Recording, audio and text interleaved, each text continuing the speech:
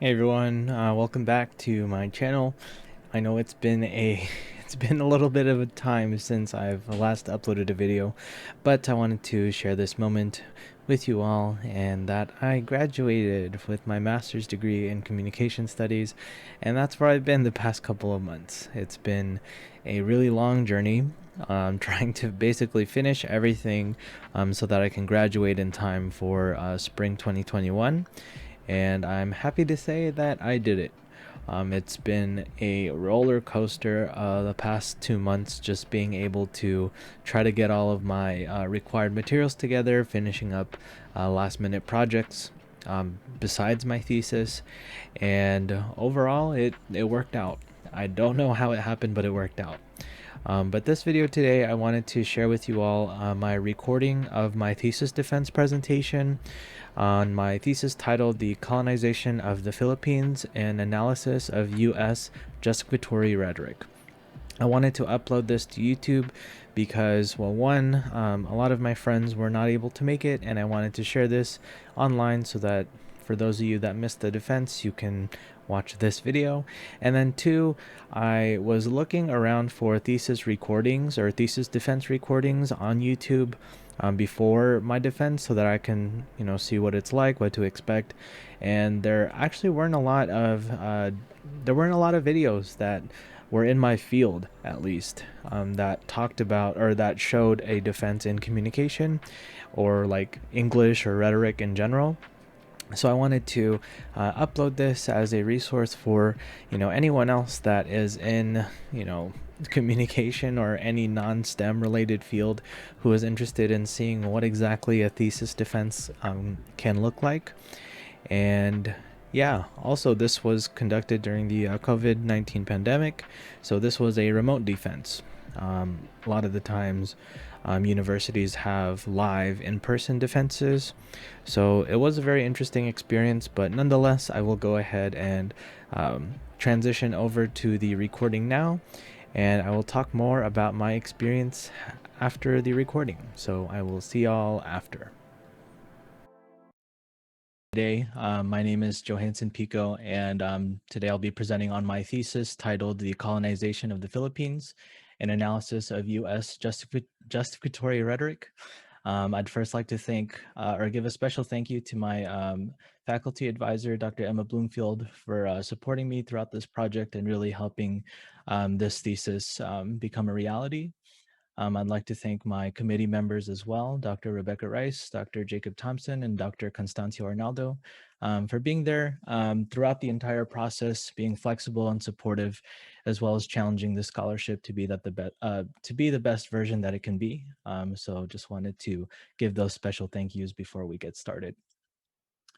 But to introduce the study, the interest in this topic really began with an independent study that I took about a year ago on Filipino American identity and racial formation. And in almost every single piece of literature that I read, there was a call to the colonial legacies of the Philippines. Sociologist Anthony Ocampo talked about this popular saying that the Philippines had spent 300 years in the convent and 50 years in Hollywood, speaking to the um, colonial legacies that the Philippines had to endure for almost over over 3 centuries. And to really point out the significance of my work, I really just have to point to the current historical moment that we all live in today, right? With the rise of anti-Black and anti-immigrant violence and its exposure. And people are beginning to wonder what happened and why are we here? And I think that this study addresses that question, albeit indirectly, by better understanding the effects of colonialism and understanding that colonialism is not an isolated incident, right? But it's a product of ideologies that manifest itself through rhetoric. And of course, to talk about this study, I also have to talk about my positionality as the researcher in this study. I identify as a Filipino American, and that provides several advantages and limitations as well. And I think that my identity provides me an opportunity to take a unique approach to this rhetorical criticism because I'm able to look at this historical moment through the lens of someone who is a product of the Filipino diaspora. But overall, my thesis argues that the United States' deployment of justificatory rhetoric had both symbolic and material consequences for Filipino people. And these rhetorics were both supported and perpetuated by ideological clusters. So the remainder of my presentation will briefly go over the theory and the methodological choices I made while mostly focusing on my findings. And just as a note to my committee members that from the prospectus, I did have a couple of changes, mostly with the addition of Achille Mbembe's necropolitics as a theoretical framework, as well as the addition of the ideological cluster as a methodological choice for analysis. So these are the different theories that I employed in my analysis. I won't go over those in detail now, but these were all the theoretical frameworks that helped me apply specific language to describe what was happening in the discourse and to better articulate how justificatory rhetoric served as a vehicle to perpetuate these ideologies. And I did want to talk about my method in more detail since I did introduce the idea of an ideological cluster. And initially, when I started doing my analysis, I thought that it was kind of awkward to look at each ideology separately. And I thought that it was an injustice really to the analysis to try to isolate each ideology and try to code it from there. So I bring this idea of the ideological cluster to refer to the multiple and codependent ideologies that work together to allow the justificatory discourse to manifest with the power that it has. So, for example, like I referred to the ideology of racism in my thesis and how you can't really talk about the idea of racism without also talking about the ideologies of whiteness, anti-blackness, etc. So that inseparability of ideologies is what the ideological cluster speaks to. And this is just meant to serve as an illustration of what the ideological cluster looks like in analysis. So this is just one paragraph from a speech that I analyzed from President William McKinley. And as you can see, like with my little annotations here, I highlighted different phrases that signal to specific ideologies. And I argued that if you took any one of these out, the discourse would not be as strong as it presented itself. So, and I think that each of these ideologies work together to help produce what I argued to be the justification for the United States to embark on this colonial mission. I just wanted to also talk about how my artifacts are situated in history as well. So I did have 6 artifacts that I analyzed for my thesis, and I'm specifically looking at the turn of the 20th century. So as you can see, the Spanish-American War ended in 1898, and that was the transition of sovereign power from Spain to the United States. And these artifacts to follow are situated in that historical moment. And now to discuss my findings, I did have 2 ideological clusters that I worked with in my analysis. So the first of them being the savior colonizer identity, as well as the necropolitical ideological cluster.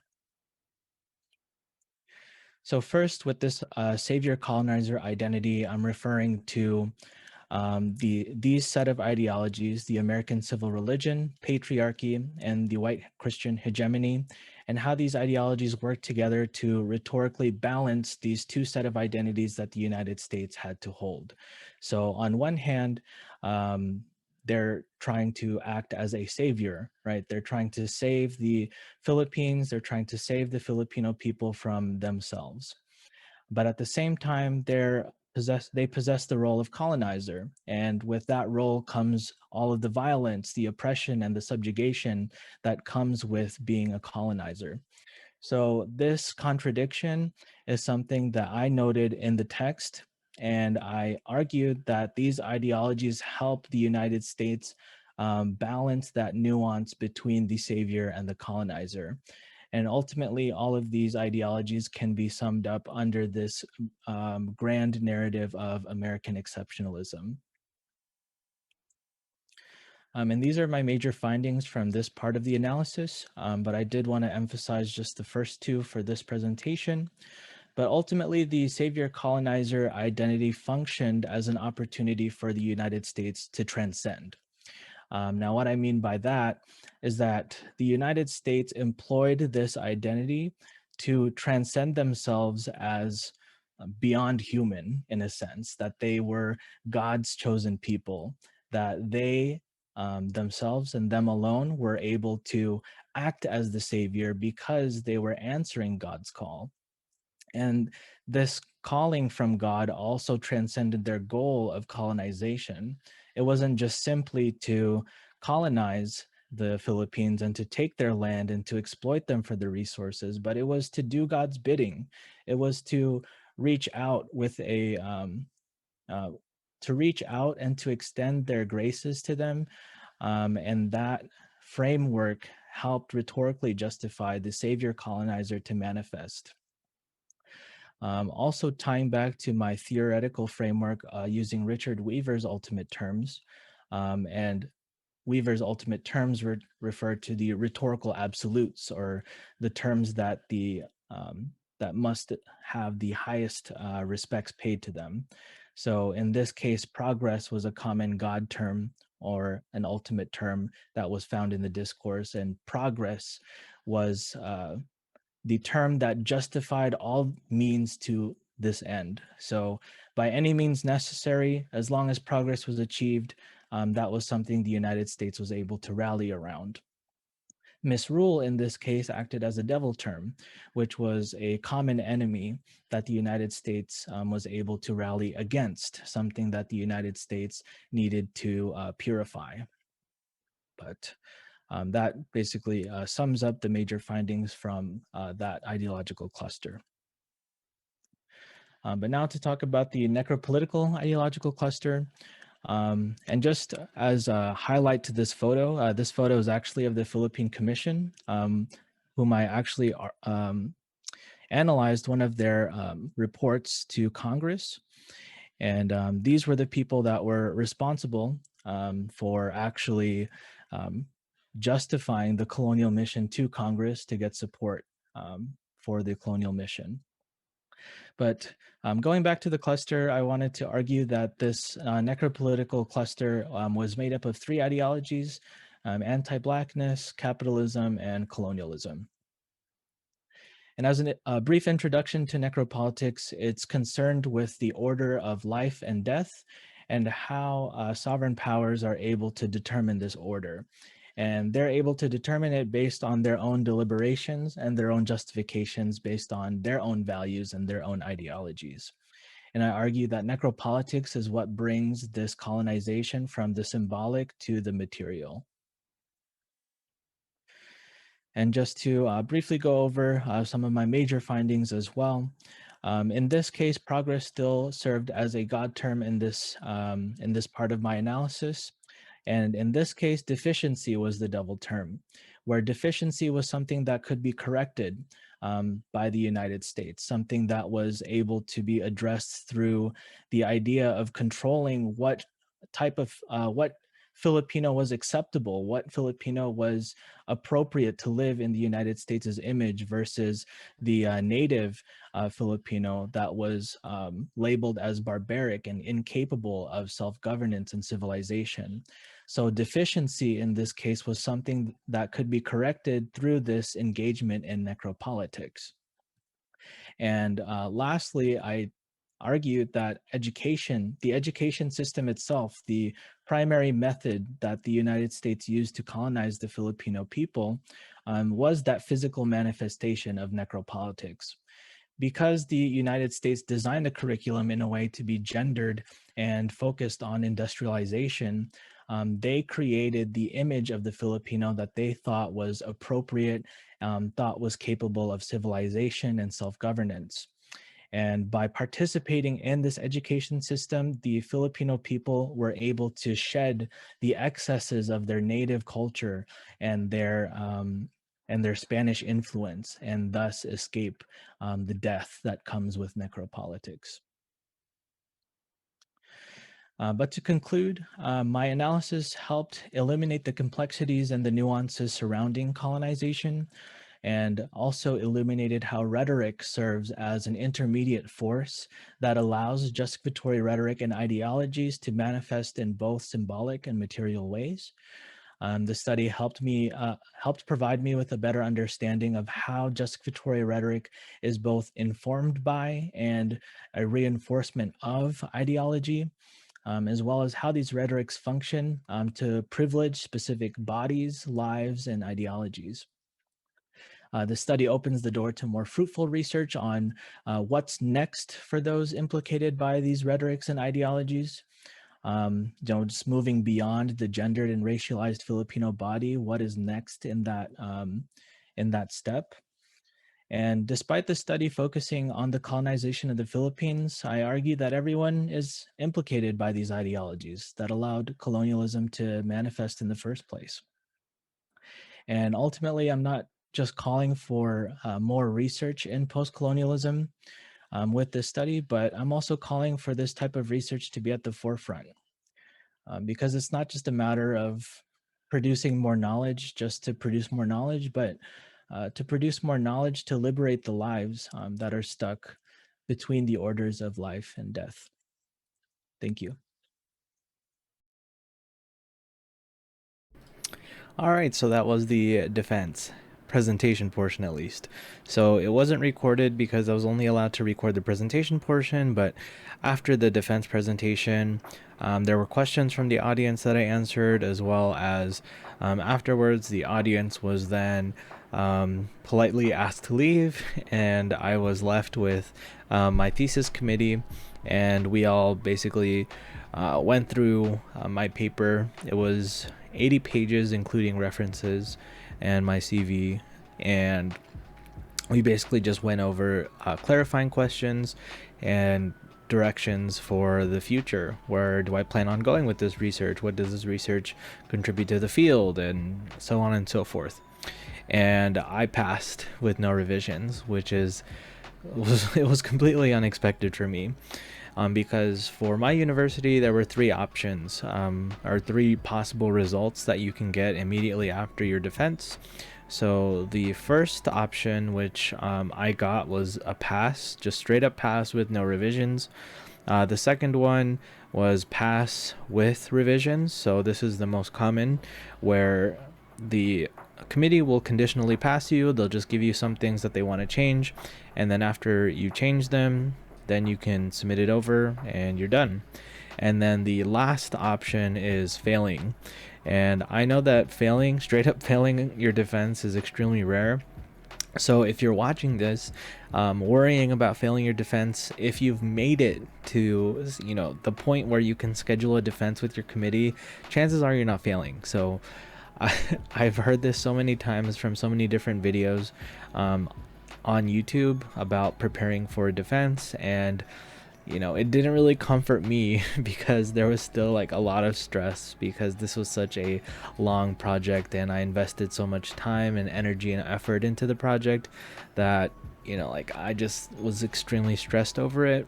But yeah, just don't it's easier said than done, but try not to stress too much about it, because chances are, if you have the opportunity to defend your thesis, you are more than likely going to pass. But anyway, just to reflect on my experience of finishing up my thesis and then defending it, all in the course of like it was like a few days. Honestly, my committee was extremely flexible with me so that I can meet the spring 2021 graduation deadlines. So I submitted my final copy of my thesis to my committee like around Sunday, and then I defended like Sunday of that week, and then I defended on that Friday. So it was all extremely fast.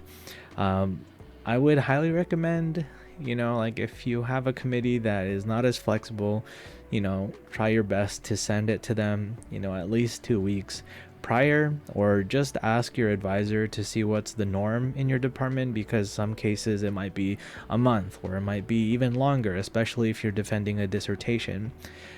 So that your committee can give you and or your advisor feedback, and then you can make adjustments before actually you know submitting a final copy and defending that thesis. So just basically ask your advisor what's okay, but I'm so grateful that my committee was able to work with me so that I was able to defend before the spring deadline. So yeah, it was a roller coaster of, here's my final copy, and then a few days later I had to defend, and it was like all stress in between. But once I got to the Zoom call for my defense, it was also very jarring because I prepared a presentation like the night before, but like for some reason I couldn't get it under 20 minutes. I was just like, ooh, like trying to figure out what to include for my presentation and things like that. And again, this is all based on my experience, and just talk with your advisor or your committee to see what's the norm for defenses in your department. But basically my advisor told me just to cut more than half of the things that I included for my presentation, which I rehearsed the night before. So literally minutes before my defense, I was figuring out like what to cut and what to present. So that was also very stressful, but at the end of the day it worked. I like look back at my recording, or this recording that I just showed you all, and it wasn't the most polished presentation, but I got everything that I wanted to say out there, and I got the result that I wanted. And overall, I think that it was a really good first defense for me. And I say first because I plan on pursuing a doctorate in the future, and I'm gonna have to defend my dissertation sometime in the next 5 years or so, hopefully. Crossing my fingers that I get admitted into a PhD program. But yeah, so it was really awesome being able to have this experience of writing this project over the course of over almost a year, and then being able to present in front of not only my committee but also to a lot of my friends and family that were able to attend and support me during that call as well. And it was a great experience, and it was a really great way for me to round off my master's program. So overall, it was a rewarding experience. And if you are watching this and you are thinking about going to graduate school, or if you are moments away from defending your thesis or dissertation or whatever research project you might have to present on, I wish you the best of luck. And just remember that you are the expert, and yeah, you got this.